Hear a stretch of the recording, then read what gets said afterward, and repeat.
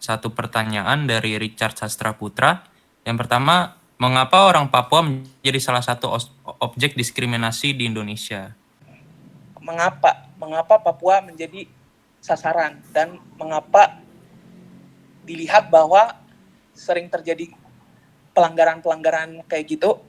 Ya mengapa? Karena menurut saya sih yang pertama itu ada perbedaan budaya.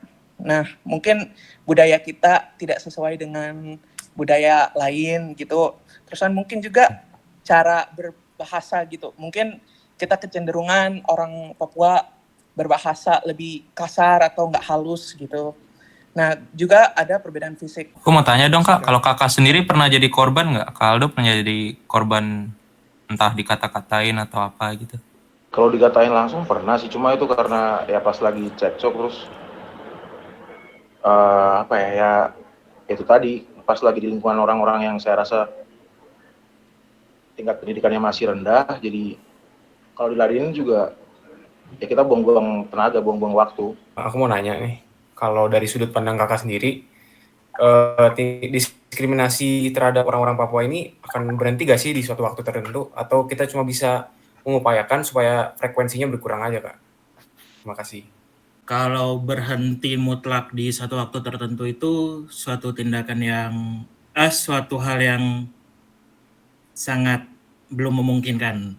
Tapi kalau untuk mengurangi frekuensi dari hal-hal diskriminasi kepada masyarakat tertentu di Indonesia mungkin bisa diupayakan agar seminimal mungkin terjadi kayak gitu. Kalau misalnya ada orang kayak gitu, jadi pakai budaya Papua tapi dia nggak menghormati, kayak malah buat diledek-ledekin gitu. Mungkin menurut Kak Renold gimana nih perasaannya? Lebih wise aja ya, lebih bijak, karena justru dimana kita ngelihat ketika orang menggunakan budaya kita nggak sesuai atau nggak menghormati, itu bagaimana kita membuat itu menjadi chance bagi kita, kesempatan, opportunity bagi kita untuk mengedukasi mereka tentang budaya kita, seperti itu. Apakah peristiwa rasisme dan diskriminasi masih terjadi di lingkungan kampus saat ini? Dan motif apa yang terjadi?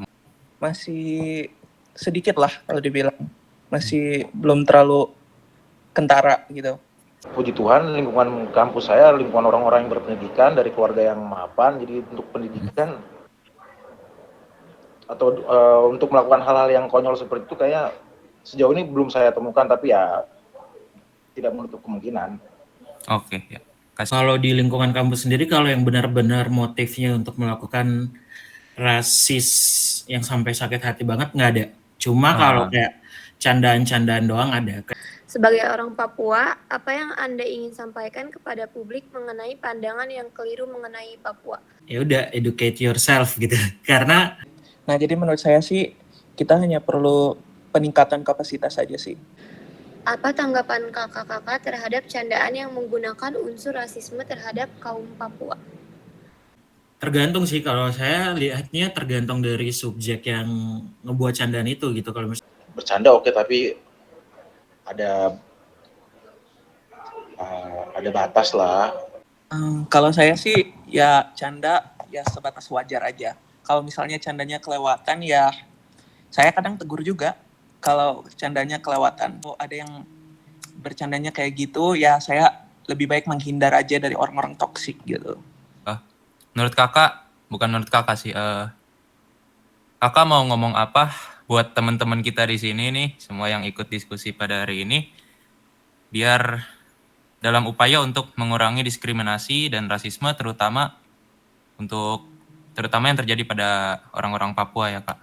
Kalau pesan dari saya pribadi sih, belajar untuk berpikir sebelum berbicara dan bertindak gitu. Ketika berpikir dulu, kalau saya ngambil tindakan ini atau ngomongin ini, apa sih konsekuensinya nanti, apakah orang ini bakal sakit hati atau berbagai hal lainnya kayak gitu. Kalau itu sih dari saya, thank you.